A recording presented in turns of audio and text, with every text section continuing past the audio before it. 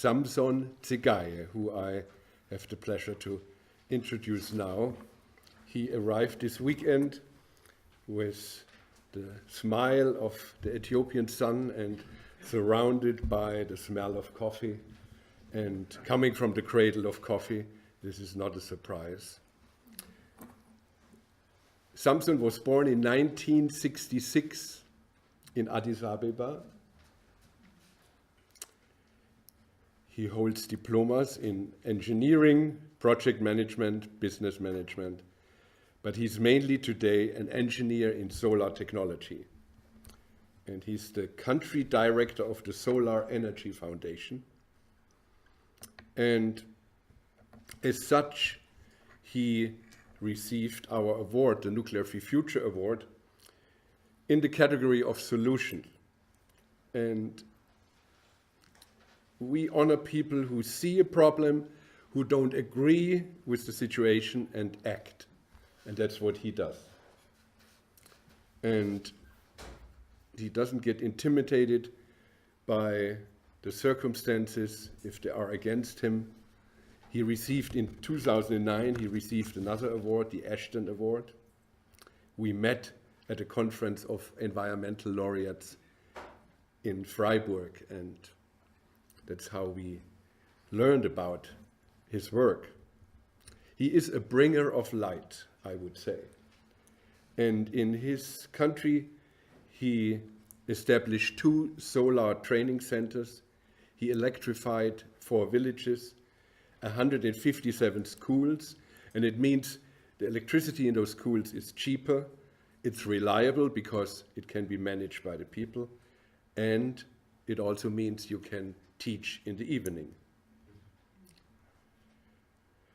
And I leave it up to Samson now because he brought images for us to see. And then the idea is that after his talk, we all are here together and we can bombard him with questions. And I'm very pleased that Professor Schrimpf brought an Ethiopian friend with him. So I'm sure this will add some fire to it. So Samson, please.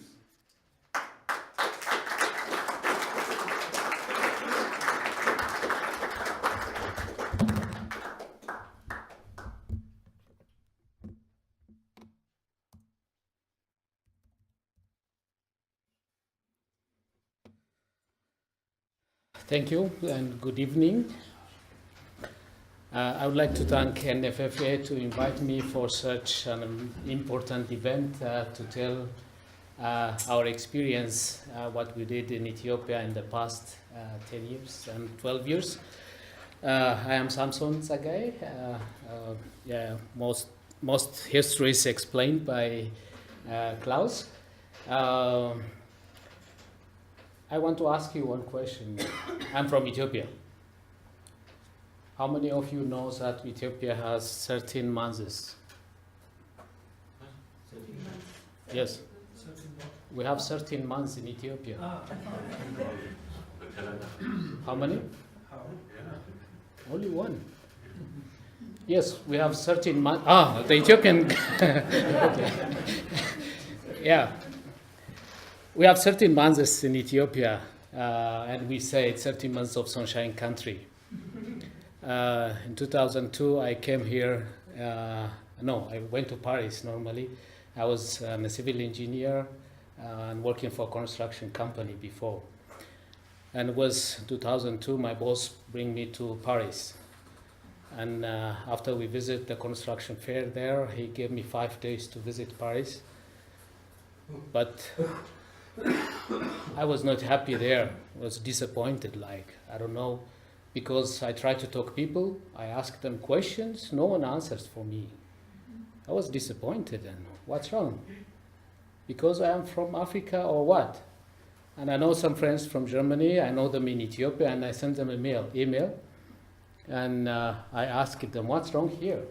My boss gave me a 5-day Paris tour, but no one wanted to talk to me. How can I visit the city with this situation?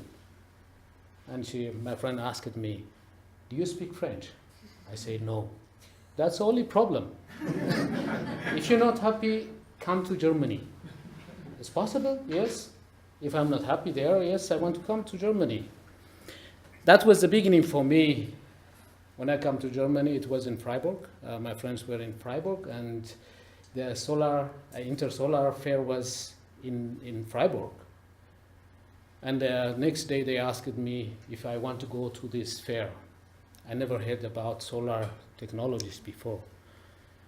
And the 3 days, it was 3 days, and 3 days walking inside, talking people and asking people, and it was a surprise for me. Because in Ethiopia we buy umbrella for the sun.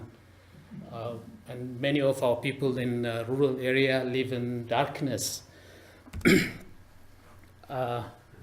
This is how our people, this their house, they have nothing here. Their energy source or electric source is firewood or kerosene.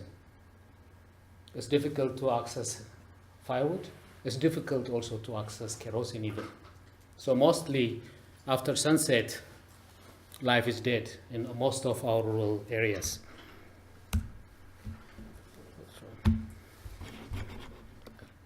Okay. So we are growing fast. We are over 100 million now. 85% of this population live in rural areas.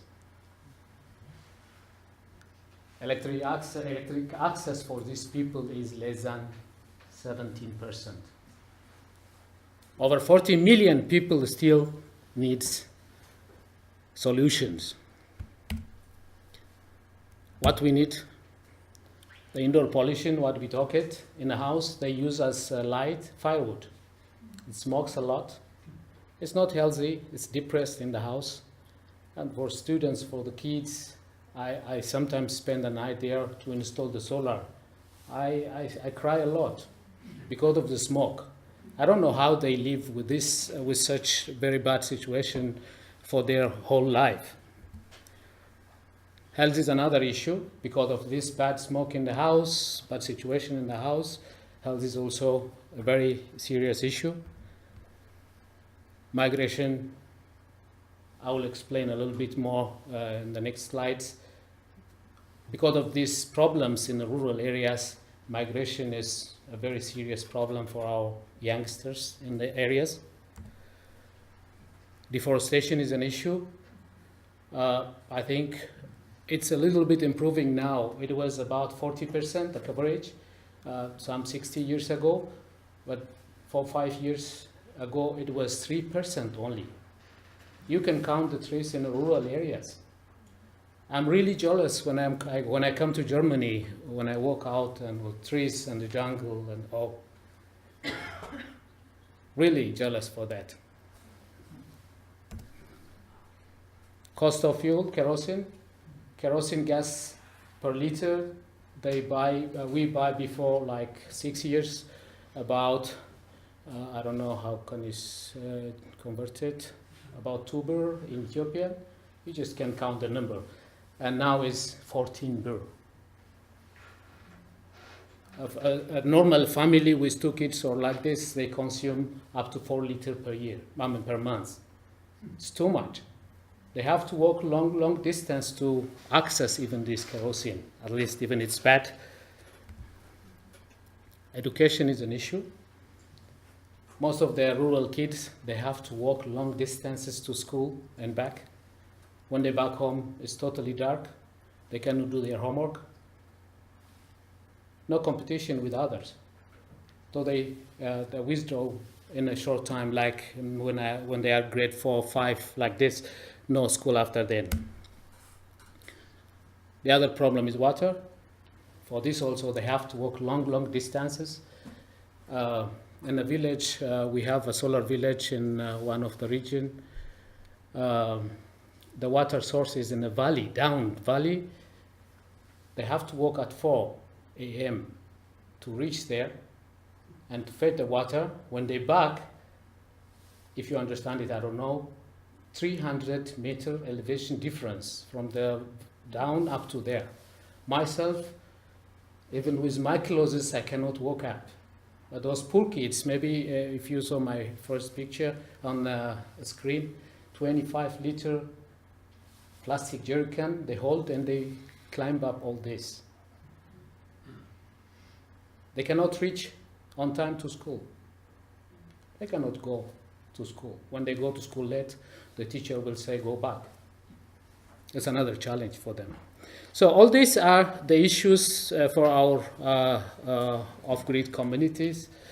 We need solution for that.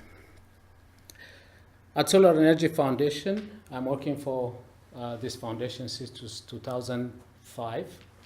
After I saw in 2002 the fair in Freiburg, I was asking myself, here in Germany they told me some year is like 3-4 months, it's too dark, no sun, and it's not possible really to harvest that. But the German was the first, the biggest who installed solar. And every house I saw this glass on the roof. Oh, we say 13 months of sunshine country, but we still live in darkness. I start searching things and studying myself and asking people about the technology. Back home, I try to find out who is working on this. Found few suppliers, but they are working only with telecom, not with households like this. It was very expensive at the time. I remember once I came to Germany again after 2 years, I think, and I heard that a 10-watt panel can light 6 or 4 lamps like this.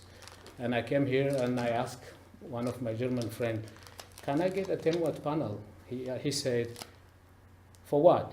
Do you want to do some toys or something like this? No, to change life.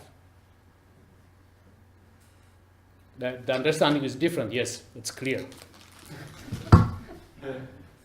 Then with the foundation, as I mentioned, I was working on myself. I started with a small NGO, try to find sources to electrify people, but was really challenging. I use my spare time, Sunday, Saturday, free installation for the people, connect people, and I tried to work by myself. But then 2005, Stiftung Solar Energie, established by the founder Harald Schutzeichel. He was the CEO of a big solar company here in Germany, Axel Moos, I think. And he was looking for somebody in Ethiopia. I joined this company, and since then, we did a great job for the country, I can say. For households, I mentioned a 10-watt panel can change life. With 10-watt panel, we provide them 4 lights. They can plug their radios. There was no mobile phone then. At the time, it was not a headache. But now, yes, there is a mobile network. They need it for mobile charging also. Over 40,000 households electrified with a special approach. As an NGO, we never give free. And we want the owners, the users, to feel ownership on the equipment. With this approach, we are successful, I can say. It was a big fight with the government the first days because the government says, no, people cannot, the rural people can't afford.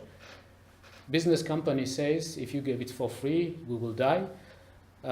Users also, what they know is their experience with NGOs is getting for free. All NGOs giving them for free, but we are crazy people asking them money.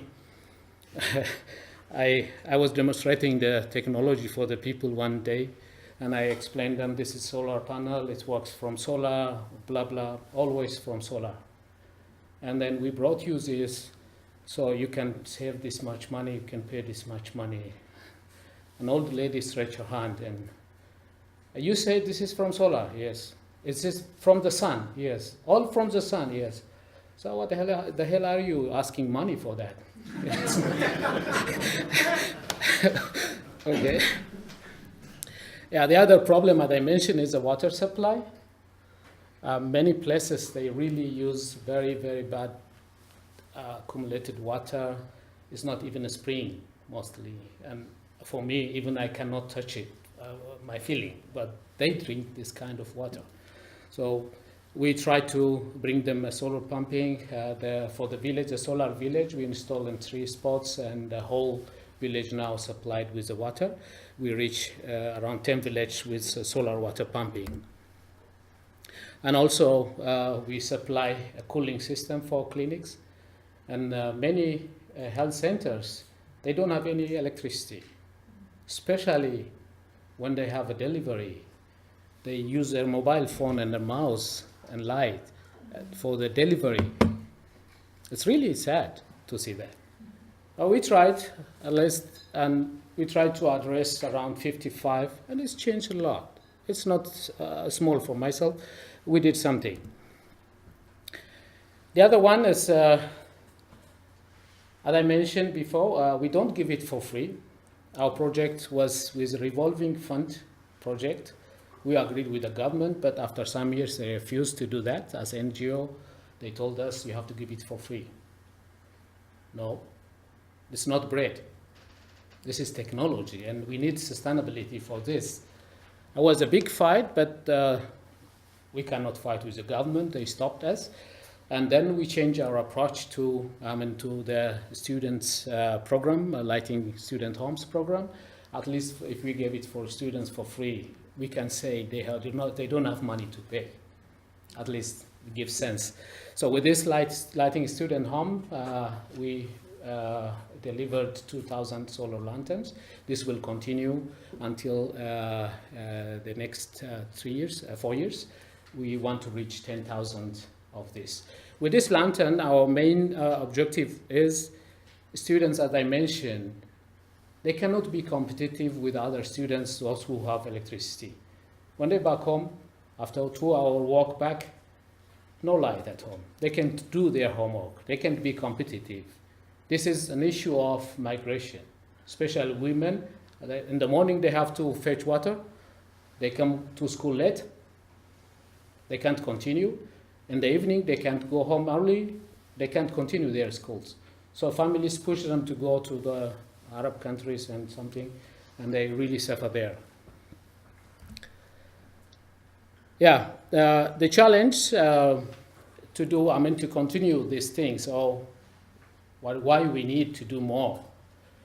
In the schools, in the village, the kids are very loaded. I don't know how can I say. For me, what you see here, they have to walk 10 kilometers, 7 kilometers, 8 kilometers, 2 kilometers, which I can't really do it every day. But they have to walk that much and carry such small wood with their head and for their fire. The small kids, this here, I was driving to our solar village just a week ago, and I saw them carrying these 2 heavy things, and I stopped my car and I asked them, where are you going? They are looking for meals. They have to walk 5 kilometers with this. Walk to the mill and then back with this load again. Oh, I was really sad for that. They are, I don't know. I can't do it with my... Here, the kids, they have to fetch water like that. They have to walk down. One day, I thought I'm a bit stronger than them. The small kid with this small 5-liter jerrycan was climbing up, and I thought it's difficult for him, and I asked him to help. But I was carrying, but I couldn't walk 5 meters. And he said, so can I take it back? I said, okay, it's painful for me. Yeah, they have a lot of work at home, so this brings them to the other decision, like for migration and other issues. I would like to talk a little bit about our migrations. In the schools today, maybe young girls, to get a passport, they have to be 18. But they get a forged ID, which tells they are 18, but they are 13 or 14. And they get their passport, and they went to Arab countries illegally. This is a picture I took from the ILO, how they walk to Yemen. It's all these distances, and many of them died on the street and on the sea. We saw many stories there. Even when they go there, most of them are housemaid. Housemaid mean in Arab countries is really a slavery, even more than slavery. They're not working for one family. When they have free time, they send them to their relatives. All time they have to work. Many suicides, many of them kill themselves, fall down from the 10th floor, 5th floor like this. And many of them hang them in the houses because they have no solution. They cannot go to other places. Only few of them in Lebanon, men especially, they are driver. In Kuwait, the same, men can do some driving or something like this. But most of them, they are working like a housemaid. The other problem there is they are forced to do a lot, long hours, but no extra time fee for that. They have to work for that agreed fee. Their passport is taken when they arrive. They cannot take it. They cannot move anywhere. They have to stay at that house until they leave. Maltreatment is they are beaten by the wives, a husband, or something like this. I have some pictures you will see. And the irregular salary payments. They don't get a real salary when they leave or when the month comes. They told them you're using the electricity bill, the water, something like this, and they cut all the bills and maybe they don't get anything. These are the biggest issues when they are there. These are the consequences, what we saw. Many of them died before they arrived. Some of them are in prison because they try to escape and they don't have passport. They put them in prison. And many of them are in a hospital. We have a lot of Facebook information. Do you know this lady? She was in Kuwait or she was in Saudi or something. No one knows who she is because there is no passport. And they are beaten like this and they really suffer there. Most of them are dying. Maybe you saw these stories on news many times. It's really sad. Yeah, to stop this, we try bringing light to the houses. In rural area, the students, the youngsters, the girls and boys, they are brilliant. Their mind is really open because they are not confiscated with these new technologies like Facebook, blah, blah, blah. They are only concentrating on the studies if they get a chance. So if we bring them light, if they get a chance in the evening, they can change their life.